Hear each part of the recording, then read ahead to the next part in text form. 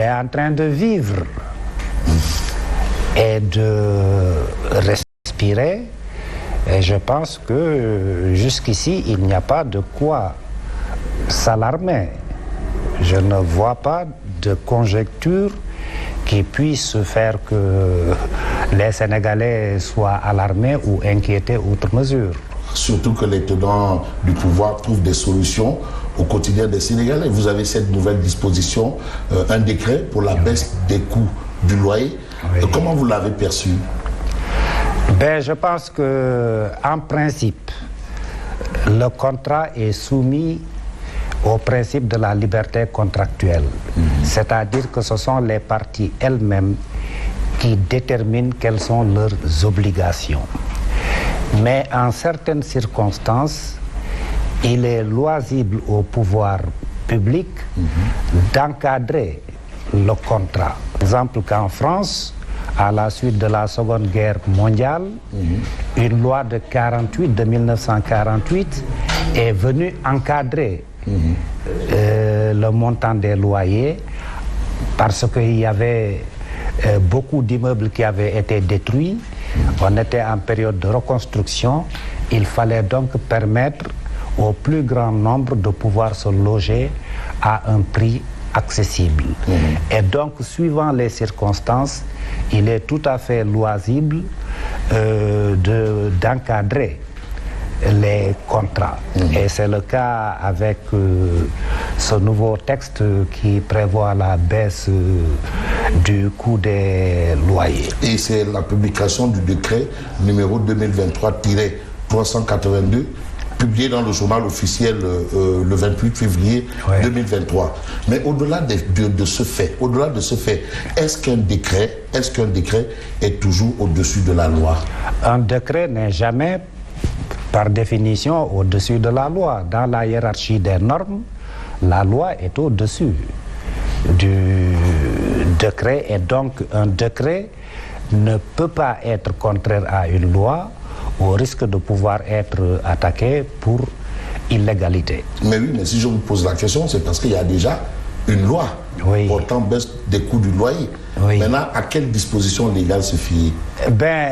On doit pouvoir considérer que ce décret-là n'est qu'un texte d'application de la loi et qu'il n'y a donc pas nécessairement de contradiction.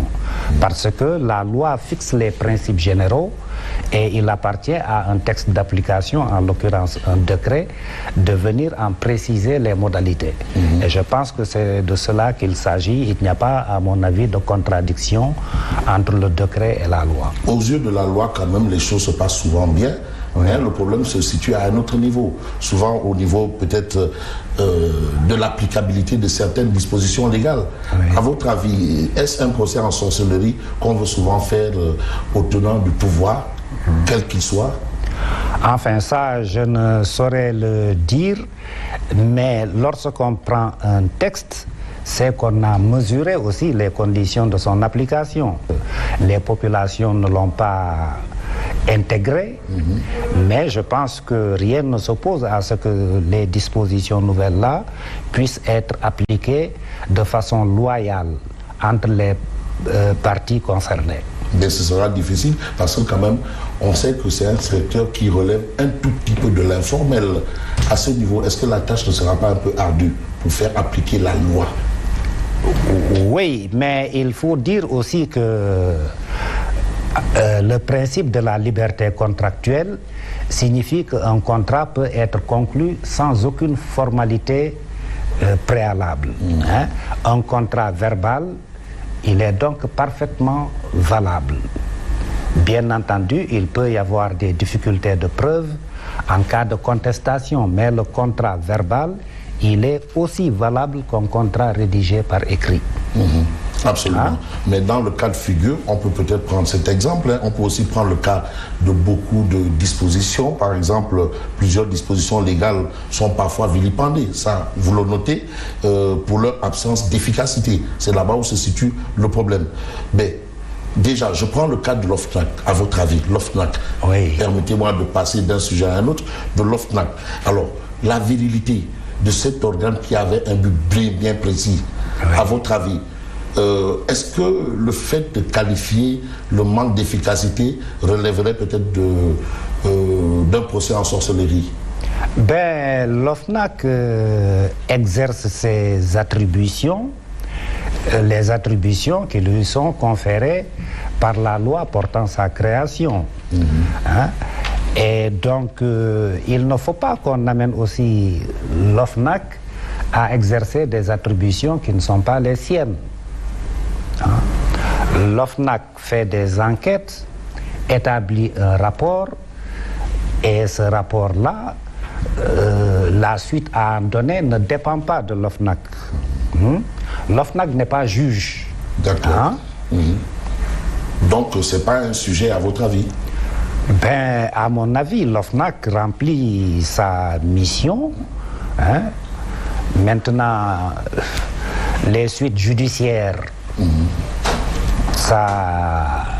il y a d'autres autorités qui en sont chargées. Mais la mission, quand même, c'est d'essayer de mettre de l'ordre dans ce qu'on peut qualifier à tort ou à raison de, permettez-moi l'expression, de voleurs de la République par-ci, de bandits à col blanc par-là. De toutes les façons, la mission essentielle de l'OFNAC, c'est la lutte contre la fraude, la concussion et la corruption. Hein?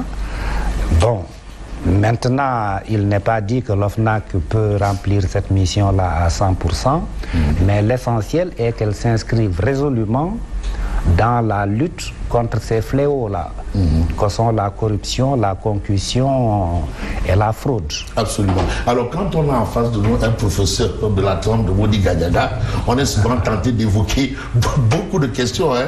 Excusez-moi, parce qu'aujourd'hui, il y a le débat autour de la Cour des comptes. Hein. Oui. Hein, le travail qui a été fait par la Cour des comptes autour de la gestion de l'argent contre la Covid-19. Vous avez suivi ce débat? Oui. Est-ce que ce débat-là vous intéresse? Je ne connais pas tellement l'objet du débat auquel vous faites allusion, mais la Cour des comptes aussi exerce ses attributions et fait des recommandations. Par définition, une recommandation, c'est une invitation. Il n'y a pas de pouvoir de contrainte. Hein? Maintenant, ce qui est souhaitable, c'est qu'effectivement, que la Cour des comptes n'ait pas fait un travail pour rien. Oui, hein?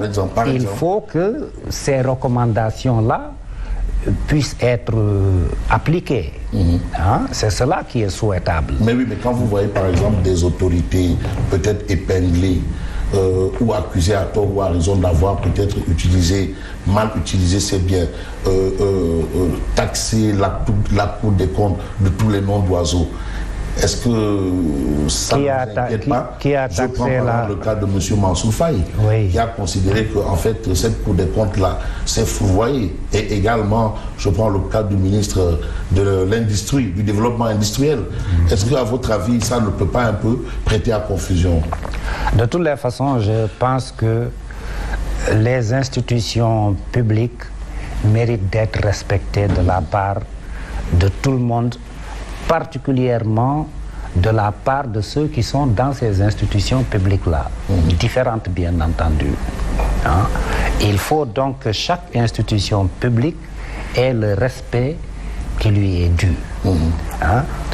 Donc, si une autorité a critiqué la Cour des comptes, je ne pense pas que ce soit en sa qualité d'autorité qu'elle ait pu critiquer la Cour des comptes, mais en tant que citoyen, tout un chacun, parce que quand la Cour des comptes publie son rapport, ce rapport-là, il tombe dans le domaine public et chacun a le loisir d'avoir l'appréciation qu'il veut sur ce rapport-là. Et sur beaucoup de choses d'ailleurs, parce qu'on évoque la dernière actualité, peut-être que vous n'êtes pas informé, une histoire d'un prêt de l'État du Sénégal de 98 milliards qui se retrouve dans un compte privé. Et là, c'est une dénonciation d'un citoyen, comme vous l'avez indiqué tantôt, Bougane Gueye Dany en l'occurrence, qui est chef d'entreprise, qui est également patron de presse, chef d'entreprise, et également candidat ou homme politique. Sur ce point, est-ce que vous n'aurez pas envie de demander à ce monsieur d'expliquer les choses plus clairement, ou bien à ceux qui sont indexés dans l'affaire de s'expliquer également? Bon, je ne suis pas au courant de cette affaire, peut-être que j'en ai entendu vaguement parler, mais ce qui est important, c'est qu'une accusation, d'abord il faut qu'elle soit formalisée, il faut qu'elle soit étayée, il faut qu'elle vise une ou plusieurs personnes déterminées. Elle peut bien entendu viser l'État qui a aussi la personnalité juridique. Bon, maintenant, dans la pratique, qu'un prêt de l'État ait pu se retrouver dans un compte privé, ça, je ne connais pas les faits et donc je ne peux porter aucune appréciation là-dessus. D'accord. Alors, vous suivez toute la vérité et je rappelle que nous recevons le professeur Mody Gadiaga, professeur de droit, attention. Donc, professeur de droit à la retraite. Mais on l'est toujours à vie, professeur. Tout à fait. La science demeure. D'ailleurs, on voit bien comment vous arrivez quand même à comprendre les choses et à bien les restituer. Là, c'est peut-être le niveau pédagogique qui est à sa hauteur. Mais on va évoquer cette histoire de chamboulement. Chamboulement au niveau, justement, du temple de Thémis. Alors, ce chamboulement qui intervient à un moment où on sait qu'il y a beaucoup d'affaires politico-judiciaires. Est-ce que vous pouvez faire un lien? Je ne peux pas faire de lien.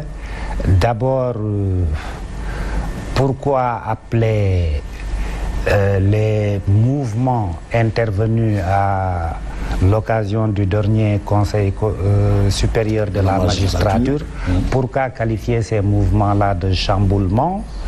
Je pense qu'il s'agit tout simplement d'un mouvement tout à fait normal, et je ne pense pas que l'on puisse effectuer un mouvement dans le seul but de régler certaines affaires à la convenance des pouvoirs publics.